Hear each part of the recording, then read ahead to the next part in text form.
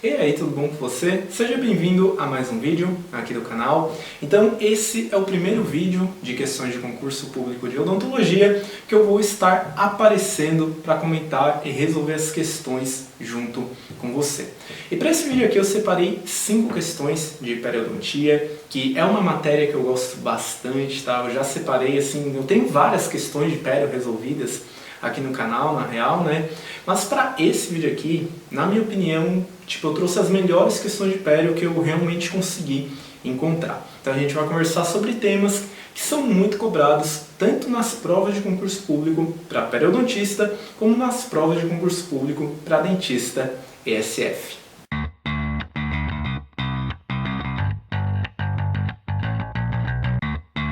Mas só antes de começar, eu queria te lembrar que agora o Arriba Dentista é parceiro do Passei Direto.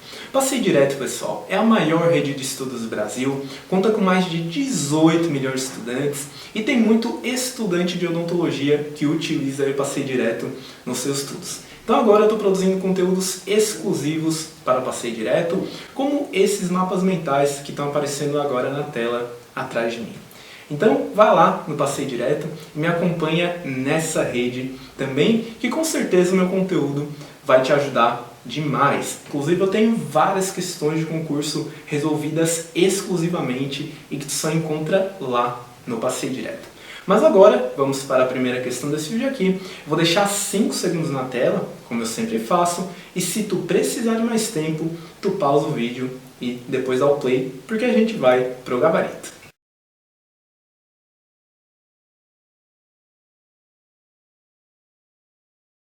Esse tipo de questão aqui, pessoal, que fala sobre penicilinas, cai muito nas provas de concurso, tá? É um assunto assim que cai direto e é legal que você compreenda e entenda, conheça algumas propriedades das penicilinas, tá?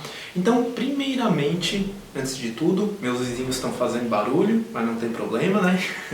Mas primeiramente, antes de tudo, é legal você entender que as penicilinas são antibióticos beta-lactâmicos. Tá? Esses antibióticos contêm um anel beta-lactâmico na sua estrutura.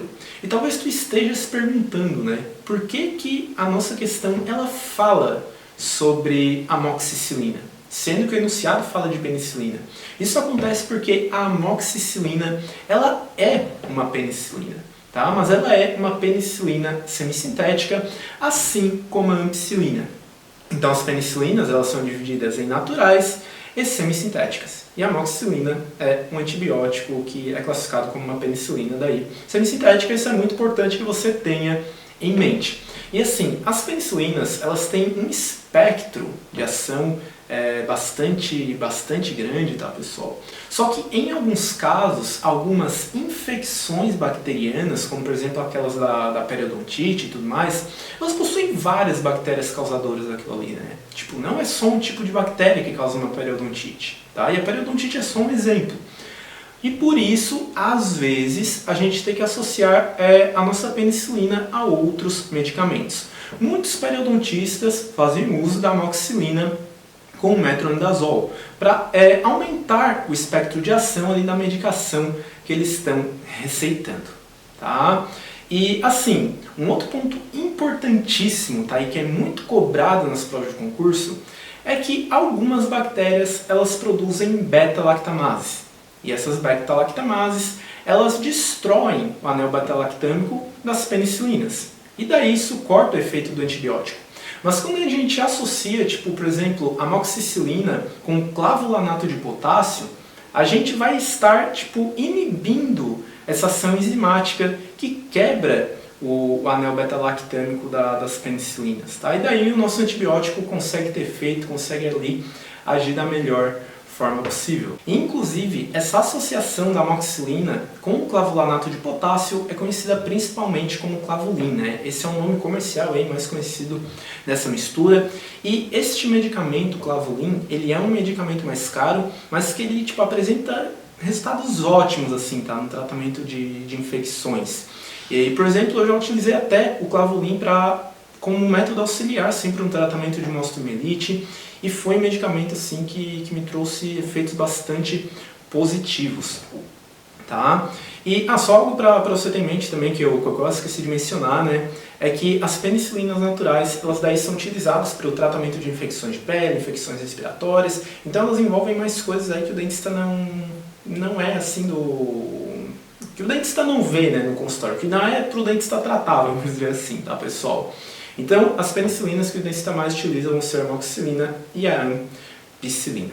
Tá? É legal você ter isso em mente também. E é legal você ter em mente o mecanismo de ação das penicilinas e da amoxicilina, consequentemente, que esses medicamentos atuam a partir da inibição da parede celular bacteriana. Isso é algo também muito cobrado nas provas de concurso público de odontologia.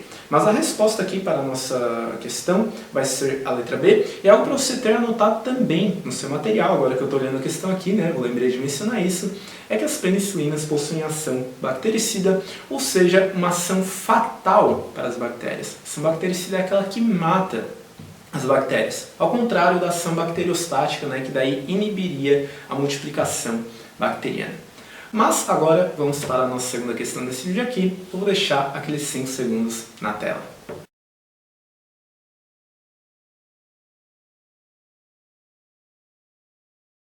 Então, para a resposta dessa questão, é legal a gente começar pelo básico. Então, eu vou falar aqui o que é, né, o aumento de coroa. Esse procedimento que ele é utilizado principalmente para a gente expor uma parte do dente que a gente não consegue ver em boca. Isso pode ser feito de forma temporária, para a gente simplesmente fazer o procedimento, ou de forma permanente. Então, a parte do dente que a gente expôs, ali através do aumento de coroa, vai ficar exposta para sempre na boca do paciente. Tá? Esse procedimento ele é muito utilizado na odontologia porque ele tem várias indicações. E agora eu vou falar sobre elas, que esse é o tema da nossa questão, tá, pessoal? Então, uma das principais indicações para o aumento de coroa é a raspagem a campo aberto. Esse é um exemplo do aumento de coroa temporário, porque o dentista ele vai abrir a gengiva, ele vai remover o tártaro que está embaixo da gengiva, depois ele vai fechar o tecido gengival normalmente. Tá? Já um exemplo de aumento de coroa permanente vai ser a gengivoplastia, que é um procedimento utilizado para a correção do tecido gengival alto, né? Do sorriso gengival alto, desculpa. E por isso a letra A vai ser a nossa resposta, porque o aumento de coroa pode ser usado aqui, ó, para a correção de alturas gengivais desiguais ou antiestéticas.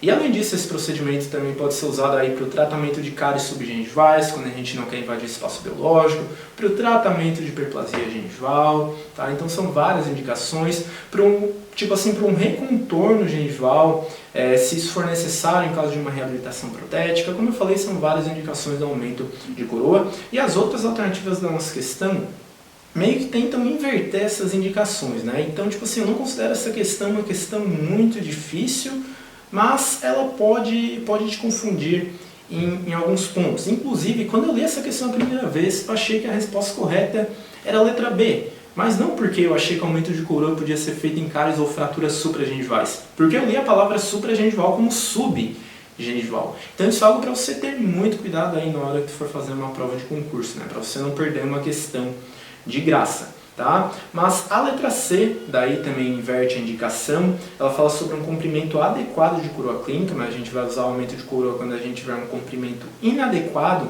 de coroa clínica. Também a gente utiliza o aumento de coroa, né, quando a gente tem um dente com uma indicação, né, com um risco favorável para uma restauração. A gente não vai querer fazer um aumento de coroa e depois restaurar um dente que não pode ser restaurado, tá, pessoal? Espero que a minha resposta não tenha ficado confusa. Estou tentando me soltar mais aqui na frente da câmera, né, pra gente ter uma conversa aqui mais fluida nos vídeos, para esse vídeo também não ficar muito monótono. Mas a resposta aqui para a nossa segunda questão vai ser a letra A. E agora vamos para a terceira questão desse vídeo aqui.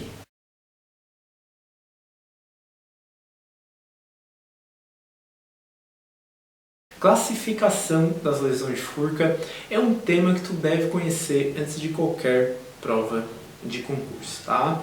Mas antes de eu ir para a resposta da nossa questão, a gente tem que ver como que a gente avalia uma lesão de Furca.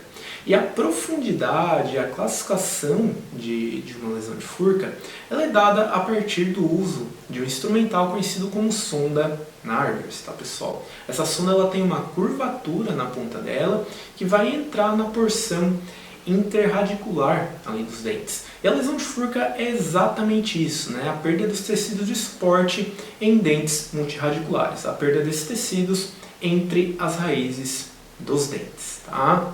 Então, existem várias classificações aí para uma lesão de furca, e aqui nesse vídeo eu vou estar trazendo duas delas que se diferenciam principalmente por causa de um detalhe. Mas a primeira que eu queria trazer para cá, ela divide as lesões de furca em 3 graus, tá? Então tá até aparecendo na tela esta imagem aqui, ó, que daí resume bem a nossa classificação. Ela fala que a lesão de furca grau 1 ocorre quando a nossa sonda penetra até 3 milímetros na porção interradicular. A lesão de furca grau 2 quando a nossa sonda penetra mais do que 3 milímetros na porção interradicular.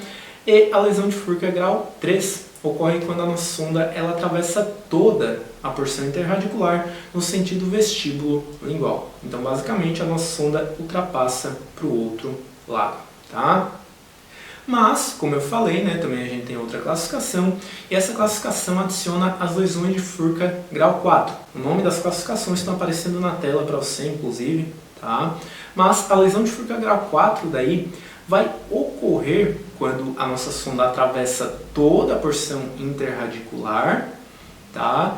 E no sentido vestíbulo lingual, e quando o tecido gengival não recobre essa furca. Tá? Porque a lesão, e isso difere, né, inclusive da lesão de furca grau 3, porque nessa furca grau 3, o tecido gengival está recobrindo toda a furca, bonitinho ali e tudo mais, tu vai ter que inserir a sonda na porção subgengival para fazer essa medição, que não ocorre daí na lesão de furca grau 4, como a gente já viu, a gengiva está mais para baixo, tá? E assim, a classificação de uma lesão de furca é essencial, porque é isso que define o tratamento que o dentista vai utilizar para resolver esse problema, tá? Então, lesões de furca grau 1, 2, 3 e 4 são tratadas de forma aí completamente diferentes. Mas aqui, para a resposta dessa questão, eu não vou entrar muito em detalhes em relação aos tratamentos, tá pessoal? Não quero que esse vídeo fique muito extenso, muito cansativo, mas eu vou falar quais tratamentos são utilizados para cada uma das lesões de furca, porque isso também é cobrado nas provas de concurso. Então, a lesão de furca grau 1 ela é tratada principalmente a partir de uma raspagem, alisamento radicular, a partir de uma plastia de furca, que é um procedimento que facilita ali a higienização da porção interradicular. Já as lesões de furca grau 2, elas são tratadas principalmente a partir da plastia de furca, as lesões grau 2 iniciais, e as mais avançadas a partir de uma tunelização ou regeneração tecidual guiada. E as lesões grau 3, elas são tratadas principalmente a partir da tunelização, as mais leves, tá? A partir de uma ressecção radicular. E as grau 4, daí elas podem ser tratadas a partir de uma ressecção radicular, a partir da exodontia do dente. Daí vai depender aí, né, do que o dentista julgar melhor e tudo mais. Ele vai ver se aquele dente realmente pode ser mantido em boca, tá pessoal? Só lembrando que a ressecção radicular é um procedimento onde a gente remove uma raiz do dente. É um procedimento bastante interessante aí. Então, já que a lesão de furca ela ocorre em um dente multirradicular, a gente vai tirar a raiz desse dente e a gente vai transformar esse dente em um dente uniradicular. E a gente não tem mais lesão de furca e é aí que está a mágica do negócio, né? Mas, resposta aqui então para a nossa questão vai ser a letra D. E agora vamos para a nossa questão de número 4.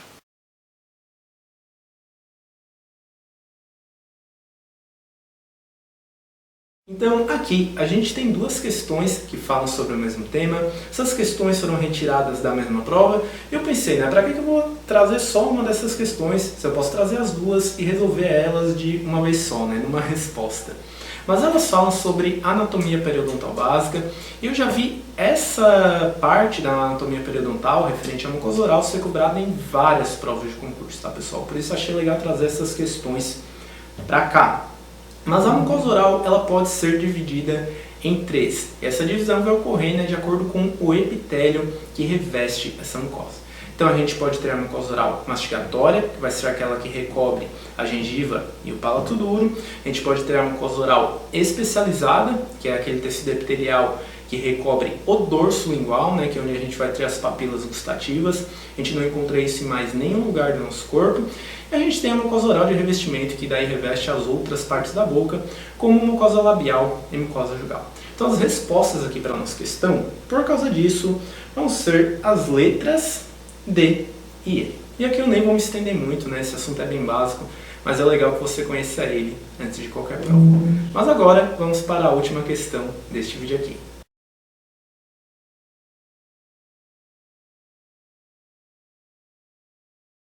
Então os retalhos periodontais, pessoal, eles podem ser classificados de 3 maneiras, da forma que eu estou deixando na tela agora para você. E os retalhos que são classificados de acordo com a exposição óssea, eles se dividem em retalhos de espessura total ou retalhos de espessura parcial. Os de espessura total são aqueles onde a gente vai incisionar a gengiva e o periósteo, a gente vai afastar o tecido gengival e o periósteo para que a gente tenha uma exposição do osso ou da raiz do dente, né? E por isso daí este tipo de retalho vai ser indicado, vai ser utilizado para os procedimentos citados nas letras A, B, D e E. E mas já daí, né, a nossa letra C, que é a alternativa para a gente assinalar, ela vai ser uma indicação do retalho de espessura parcial. E daí nesse tipo de retalho, né, a gente vai incisionar simplesmente uma parte do epitélio e uma parte do tecido combustível. A gente vai deslocar somente essa porção, né, do epitélio, do tecido combustível aí que foram incisionadas. Mas o osso ainda vai continuar recoberto por tecido combustível, tá? Então, o retalho de espessura parcial vai ser indicado para aqueles procedimentos onde a gente não precisa dessa exposição do osso, tá? E essa diferença aí entre esses retalhos é algo essencial que você conheça antes das provas de concurso, principalmente, né, antes de uma prova aí para periodontista, tá? Nesse caso. Mas, então por hoje era isso, essas eram as questões que eu tinha para trazer para você. Qualquer dúvida que tu tiver é só deixar nos comentários. Espero que esse vídeo não tenha ficado cansativo também, né? Essa é a intenção de eu estar aparecendo agora na tela para ter esse bate-papo com você. Mas eu te vejo na próxima, né? Então, até mais, tchau, tchau!